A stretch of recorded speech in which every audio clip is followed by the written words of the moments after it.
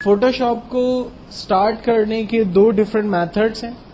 پہلا start all programs, اور یہاں پر ایڈوب فوٹوشاپ 7 پہ ہم جسٹ کلک کرتے ہیں، فوٹوشاپ پروگرام ہمارا لوڈ ہوتا ہے. سیکنڈ طریقہ سٹارٹ رن، اور رن پہ جا کر ہم فوٹوشاپ ٹائپ کرتے ہیں اور اوکے کرتے ہیں، پروگرام جو ہے وہ لوڈ ہوتا ہے. فوٹوشاپ 7 کو جب ہم آن کرتے ہیں تو اس میں سب سے پہلی چیز ٹاپ پہ پروڈکٹ کا نام، اس کے بعد مینیوز، اور یہ تمام پراپرٹی بارز آتے ہیں. سائڈ پہ دیے ہوئے ٹول بار ہیں جن کی مدد لیتے ہوئے ہم لوگ اپنے لیے کچھ بھی ڈرا کرتے ہیں یا فوٹو سے ریلیٹ کام کرتے ہیں.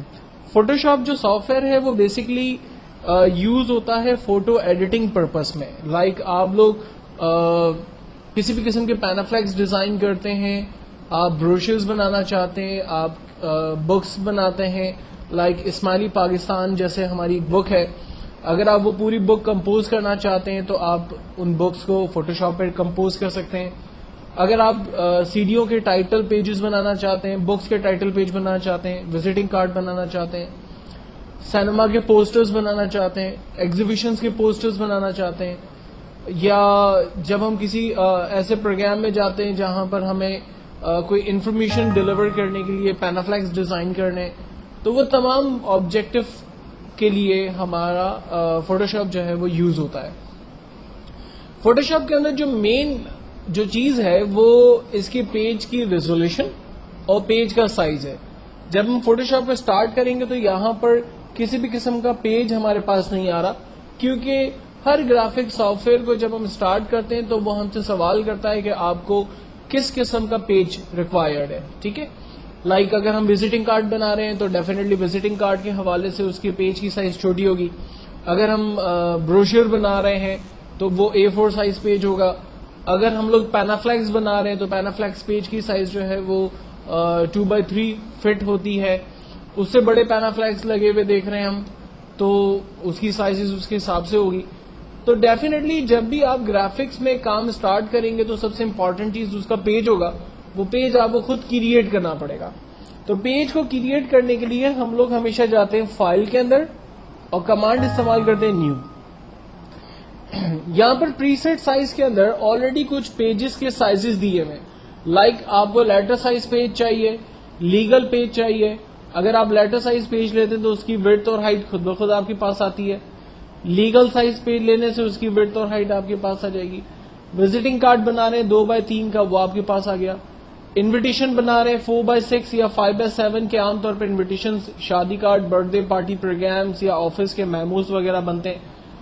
8x10 کے جو ہے وہ پیجز بنتے ہیں.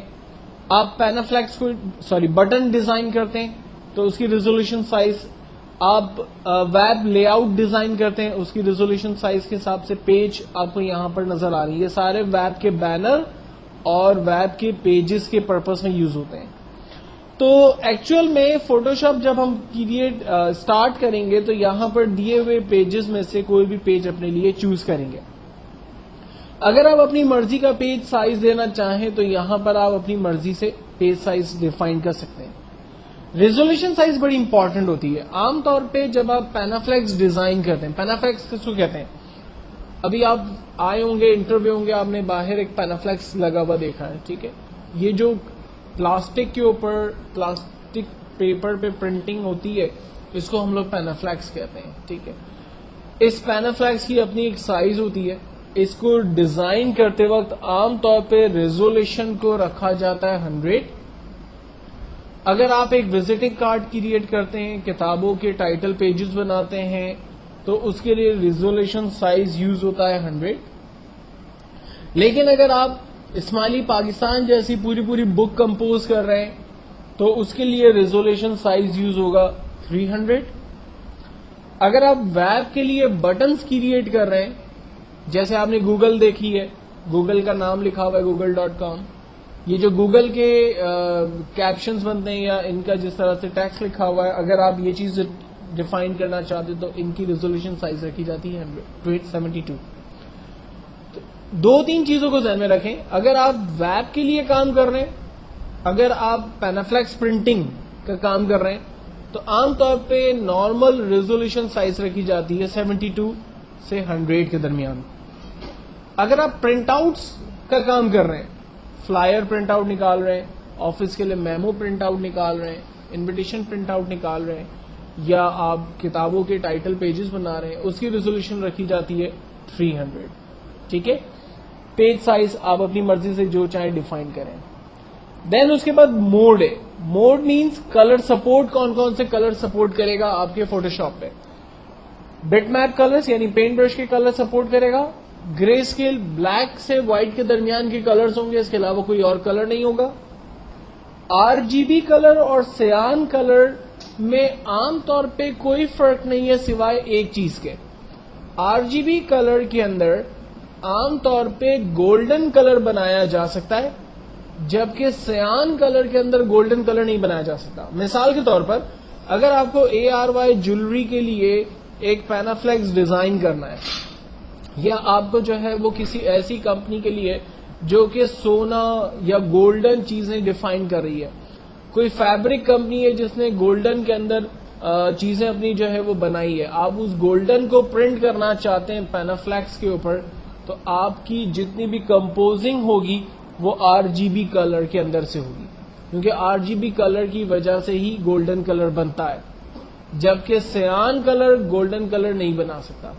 دلہن کی جولری، دلہن نے اگر کوئی شرارہ پہنا ہے گولڈن کلر کا، گولڈن کلر کی کار ہے، گولڈن کلر کی گھڑی ہے، آپ نے گولڈن چین پہنی ہے، یہ سب کچھ پرنٹ اسی وقت آ سکتا ہے جب آپ نے موڈ یہاں پر RGB رکھا ہوا ہے. اگر آپ نے موڈ سیان لے لیا تو یہ جتنا بھی گولڈ کلر ہے یہ سارا بلیکنیس کی طرف چلا جائے گا اور ڈارک کلر سے پرنٹ آؤٹ آئے گا، گولڈ کلر نہیں آئے گا. تو پورا آپ کا جو کمپوزنگ ہے، جو چیزیں ہیں، وہ ساری خراب ہو جائیں گی. تو اس چیز کو آپ نے خیال رکھنا ہے. جبکہ لیب کلرز، لیبورٹری کے کلرز پرنٹ کروانے ہو تو اس پرپز میں یوز کرتے ہیں. جب آپ پیج کو اوپن کریں گے تو آپ کا بیک گراؤنڈ کلر کیا ہوگا؟ بیک گراؤنڈ کلر میں ہم نے چاہا کہ وائٹ کلر ہونا چاہیے، بیک گراؤنڈ کوئی کلرفل ہونا چاہیے جو ہم اپنی مرضی سے ڈیفائن کریں، یا بیک گراؤنڈ جو ہے وہ ٹرانسپیرنٹ ہونا چاہیے. عام طور پہ ہم لوگ بیک گراؤنڈ یا تو وائٹ رکھتے ہیں یا پھر ٹرانسپیرنٹ رکھتے ہیں. ان دونوں کی کیا ریزنز ہیں اس کو ہم لوگ آگے ڈسکس کریں گے. فی الوقت جب بھی ہم لوگ پیج سٹارٹ کریں گے فوٹو شاپ میں انیشلی، تو ہم لوگ کام کریں گے پیج کی سائز، لیٹر سائز پیج یہاں سے سلیکٹ کریں گے جس کی وڈتھ اور ہائٹ 8.5 by 11 انچ ہوگی.